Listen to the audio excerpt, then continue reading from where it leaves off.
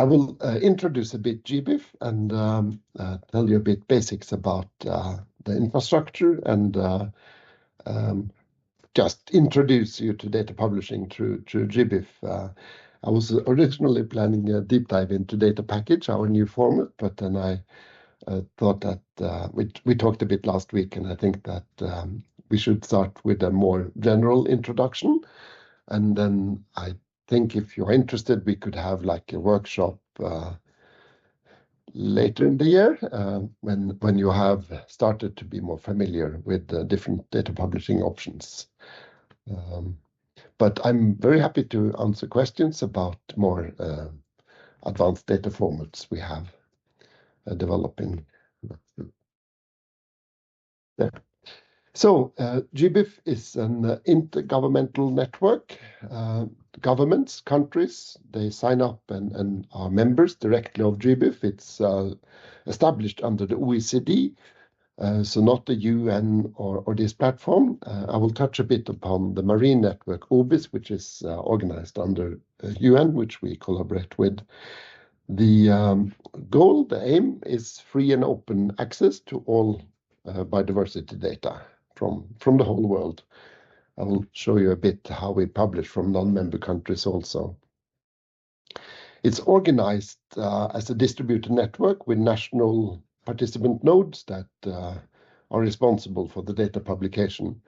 We have a secretariat and a data portal that aggregates all this data based in Copenhagen in Denmark. So that's the infrastructure. The member countries are shown here in green. So you can see there are some missing, especially in Asia. So we need some help to mobilize more membership there. You can also see that there is some data missing from Asia. But we also aim to support data publication from non-member countries. So you can see here a map of all the data publishers to the network. Then a node in one of the member countries try to help with supporting data publication also in neighbor countries or other countries. So there's still some countries on this map which are also white, which we lack data from. In total, a summary of all the numbers, we have 122,000 data sets. Let's find the mouse. I don't know if you see the mouse on the screen. No, need to be here. So 3.6 billion data records. It's increasing quite fast. There is well, 2 days ago, some 2,600 institutions. In addition to just these occurrences, dots on the map, we also have many publishers publishing photos. We are not publishing directly the photos, but links to the photos or national nodes. Like in Norway, we also have a photo archive, a simple one, which we can offer people to deposit photos. In Copenhagen, we just index a thumbnail so that you can preview a smaller scaled-down version of the photo. But the link to the full-size photo is, of course, available when the photo is available. And there are some 260 million records that have photos that are accessible. You see most of these, 197 million, are human observations, mostly citizen science data. We also have some audio files and some video files starting to enter the network. The network is still growing quite a bit. So here is a summary of data published, the last 2 years. So you see, so far this year, I was pulling out these numbers on Monday, or 10th, whatever day that is, Monday or Sunday. The US published these first months this year almost 24 million records. Netherlands 6 million records, and you can see from Norway we published 1.5 million records and are in the in the top 10 rank. So we publish quite a bit of data, new data records from Norway. These records generate activity from the data portal in Copenhagen. So these are download requests from users in different countries, and you can see that China ranks on top with almost 17,000 downloads, almost 69,000 last year, followed by the US, Mexico, and so on. So it generates quite a bit of traffic and downloads. These downloads are then cited. I will show you when we go further down later how you can cite, but when we detect the citation to the data from GBIF, we calculate these metrics, and you can see a steady increase in data citations. So last year we have so far, there will probably be a few more we'll count during 26, but in 25 there were almost 2,400 data citations across all data sets. I will show you how you cite later. And if you look at the ranking, again, China has already cited 16 times this year, 768 it says. 708 it says. It's so small on my laptop screen. Last year in 25, followed, of course, as you see. In Norway, we researchers from Norway cited data from GB44 in 44 papers last year. None so far this year. I will show you also how you cite later. We have a catalog of scientific collections, particularly museum collections or other types of collections that contain biodiversity material, and inherited sort of this geocycle from the Barcode of Life, which established it many years ago, but it was transferred to GBIF some 5 years ago. In this, we have now more than 10,000 collections worldwide registered from 130 countries. These are, we recruit editors from each country, such as the GBIF node and other people that help to edit this. Anybody, collection owners and others, can suggest changes, which are then reviewed and approved by the editors. We provide a simple data portal from where you can create your own view and search in a subset of data in GBIF. We have two established, at least in Norway, from Tromsø, the marine collections in Tromsø, and also some ecological data sets which we publish. There is in total 71 of these portals up and running so far. We also have improved our tools and data publishing for meta-barcoding, and there's a new data publishing tool which have already been established at 22 institutions, 22 installations. It's quite new, but this is something, if you have and do meta-barcoding, that can help researchers to publish meta-barcoding data in a wide format, cross-table, compared to other data publishing tools we have that publish in a long table. in a different input data format, but it produces the same data archive, which is picked up and indexed in Copenhagen. So it's just a different tool for researchers to input their own data. So if we look, before we go in more details, at the whole whole network and services. If we start at the left of this figure, this is the input data which we receive. It's data such as museum collections, research agents, environmental agencies and ministries and other governmental institutions. There are field surveys, field monitoring data. There's a lot of citizen science data. We started to get some private sector data also entering, often consulting companies. We started to get a bit of marine data from the oil industry and fish, aquaculture, fish farming in Norway. And of course, universities, students and researchers.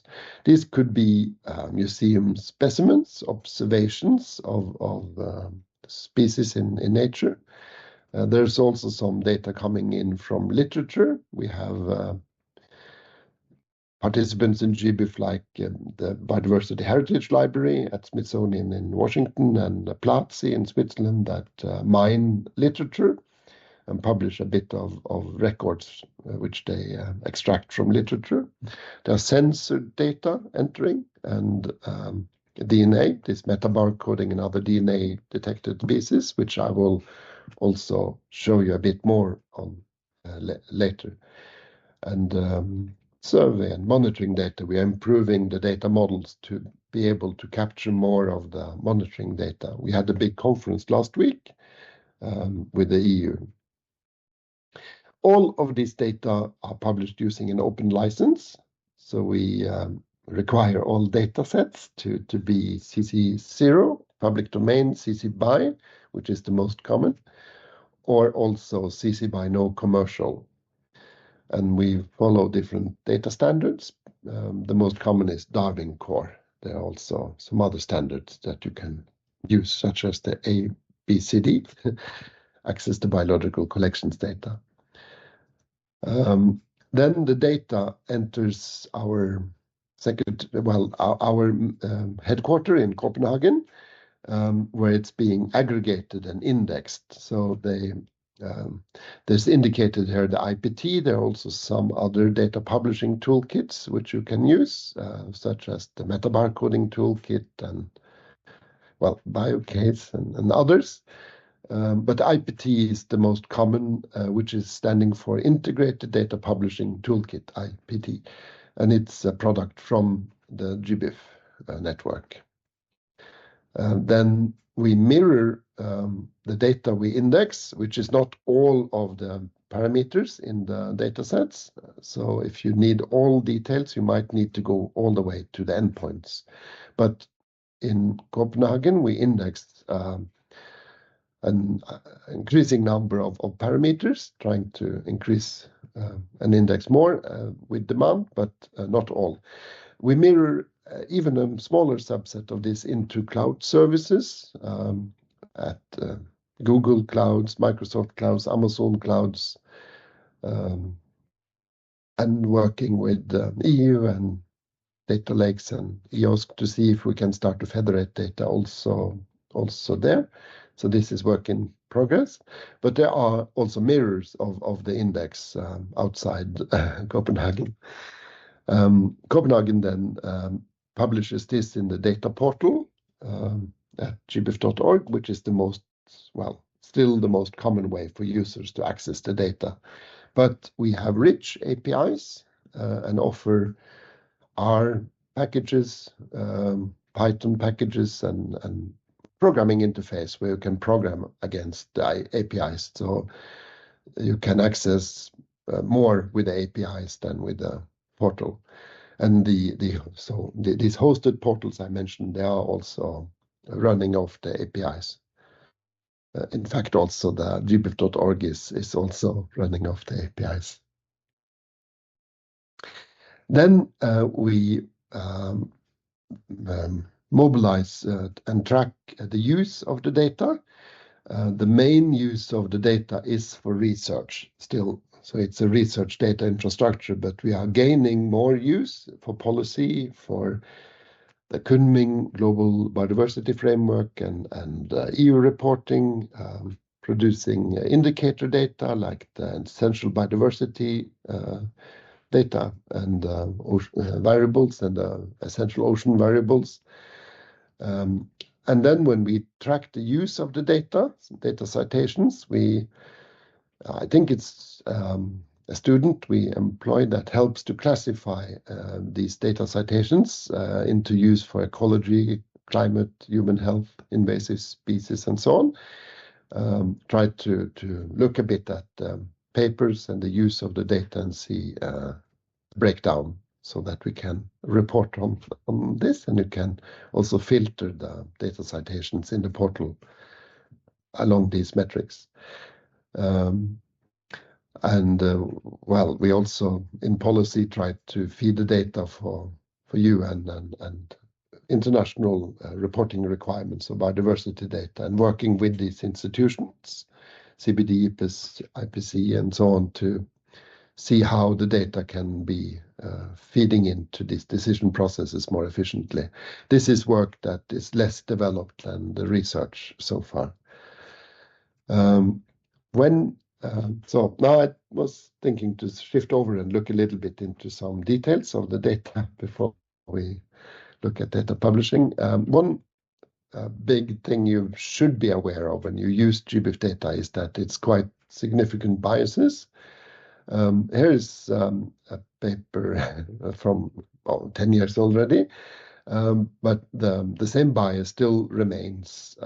This is looking at the completeness, how many species from different countries that have a reasonable coverage in GBIF, and you can see that most of the world is still in blue, and not all species covered. There's much better, as you see, up in Norway, Sweden, Europe, than other parts of the world. So there's still a lot of work needed to have a better coverage of species published. If we dive into this a little bit more, if you look to the right, there was a paper which is also starting to be a bit of years old. There was a similar paper from Norway that detected the same pattern, but you see that birds are very well represented. I think almost 60% of the data points in GBIF are birds, 2.3 billion. And if you look at the bottom, insects, they are underrepresented. So there is many species with only one or none occurrences reported in GBIF. So in particular, if you are working with insects, this is a huge shortfall. Also, marine species, the gastropoda and so on, are towards the bottom. If you look at tiny organisms, viruses, bacteria, fungi, well, fungi is in the middle there. To the left in the slide, there is even more missing. So especially the single cell organisms are not really all that much in GBIF, but we are definitely receiving them, but we haven't received so much data on the microbiology yet. Another gap, lack of data, is that the natural history museums are lagging quite a bit behind on digitizing their collections. These are 200, 250 year, 100, 200, 250-year-old collections that were developed before computers, and we still have maybe a coverage of 10, maybe 15%. It's different estimates, but the vast majority of museum specimens are not yet even databased. In Oslo, the the herbarium sheets are much easier to just photograph and then start to digitize the labels. Zoological, particularly the insects, they are needles, very fragile, they lose the wings and so on, so they are still only at 20% digitized and published in GBIF.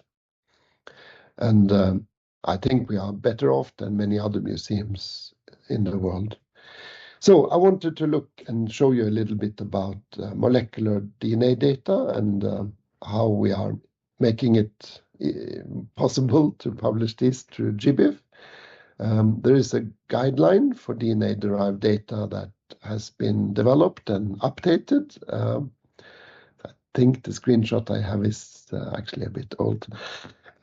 This is the work of a task group that looked at how these data are published in GBIF in general in different. So it's looking at Darwin Core and minimum information about any sequence data standards and trying to create guidelines for how to publish these data so that they are useful. One thing about that is that we have traditionally been working with the Linnean code, with a code for botanical names, zoological names, and so on, dating back to Linné. But there's so much biodiversity not yet named, and we are starting to be able to also support and enable browsing of the records in GBIF through the phylocode, the phylogenetic code, where you look at DNA sequences of particular barcodes of the species and how they then distribute across this tree of life, as you see. So this is also still work in progress, but you can start to explore the GBIF records through the tree. If we look at the bottom first, the barcode of life is a place where you can publish the barcode sequences of named species, and I think also some from unnamed. You look at the upper side, data systems like Unite and others, they have also allowed you now to publish species DNA-based species hypothesis. So from the DNA, you can calculate and draw thresholds that create the hypothesis that there should be a species identified by the sequence, DNA sequence, and you can assign a DY, and you are now also possible to publish these DNA sequence hypothesis species in GBIF with occurrences. So locations of species that hasn't yet been named in classical systems. So this is also a nice improvement, because when you look at the category life, there is some 2-3 million accepted names, and that there's different estimates, of course, for the number of species, more complex than microbiology. Could be 10 million species worldwide, and we have then maybe 80% left to name. This is a huge gap. SIOS might, instead of category life, there is a register of names, worms that are more common in marine biology, which is quite almost compatible with category life. This is maintained by, OBIS and others that classify species as marine species. And we would be very happy if you want to publish using the AFI ID from worms, or indicate that you are aligned with this checklist. When you download and use GBIF data, we started since 2015 to track data citations using DOIs. This means that you download data from GBIF, and the GBIF portal is then assigning a new DOI to the particular data records you downloaded, which resolves onwards to the DOI for the data sets you got records from. So you get one DOI that you cite. And this is an example here of a string that's generated each time you make a download. We wait a year or two to see if this DOI appears in literature, if it detects it. And then we store and keep the download records you have, but you will always find metadata, the query you made anyway, if you're also later to. We aim to store these download files if we detect them cited. You can, of course, then from this endpoint for the DOI here, you can also issue a new query and get updated new records behind the data citation. So that is DOIs for data sets. We use and aim to use ORC-IDs here for people and research organization identifiers, ROR IDs for institutions, and start to link data together in that way. An important part of the GBIF network is the participant nodes. And we have, mandates and tasks and a description of what the nodes are doing. So these are a very important part of the network. In Norway and many other countries, the nodes are a consortium. And in Norway, since 2021, we have partners in Oslo, Bergen, Trondheim, and Tromsø that work together to deliver the Norwegian node. And now, as soon as we get the next project period approved, also the Institute of Marine Research in Bergen will join the node. We have a board that approves the work plan and guides us. We have node staff. We have 4 positions. So you see there's also smaller percentages, but we have a long list now of node staff in smaller positions, most of us. So I also wanted for SIOS to describe the ongoing work to harmonize the networks of GBIF and OBIS. We have different collaboration agreements signed up through the years. And moved onwards with a joint strategy and an actual action plan to build services together in 24, and was also renewed last year at the conference in Colombia. So OBIS, what is OBIS compared to GBIF?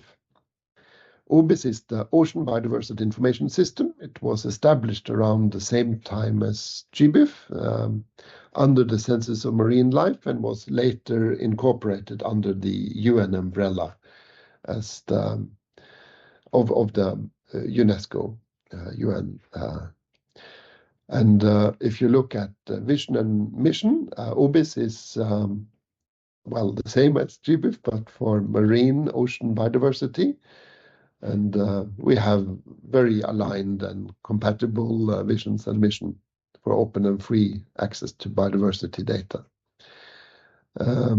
We started to work on harmonizing and merging, can even say, the infrastructures and making sure that the data you discover in OBIS and GBIF are the same, that we don't have too much missing records, duplicate records, which was sometimes a problem. We also tried to have the identifiers the same so that you can easily identify the data as the same data.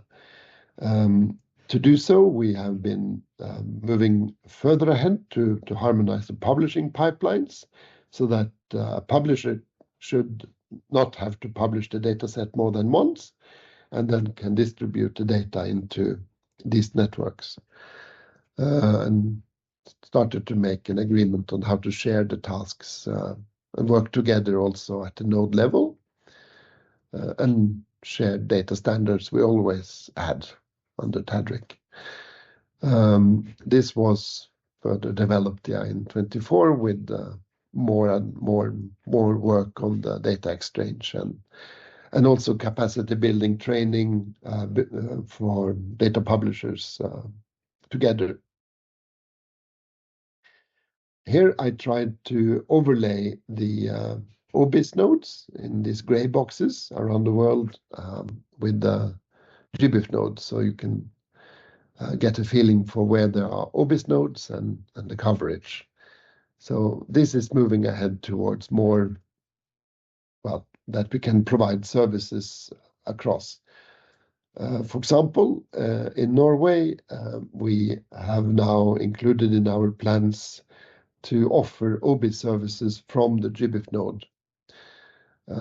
That means that we have established a new team for the new project period that will focus on marine data.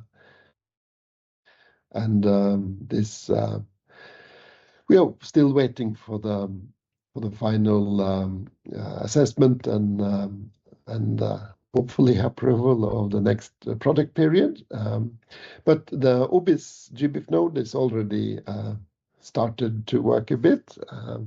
And you can see that Andreas Altenburger from University in Tromsø is leading the new GBIF OBIS node in Norway. And we have colleagues from particularly the Marine Institute in Bergen supporting. We had a workshop yesterday for metabarcoding data with IMR. So that concludes what I was preparing. I also want to invite you all to join us in September. We have a big conference which we are hosting in Oslo for TADRIC. We also have the global GBIF meeting the week after, but that's for GBIF member countries. But the TADRIC conference is open for everybody, and we will look at data standards and how to publish the data in GBIF.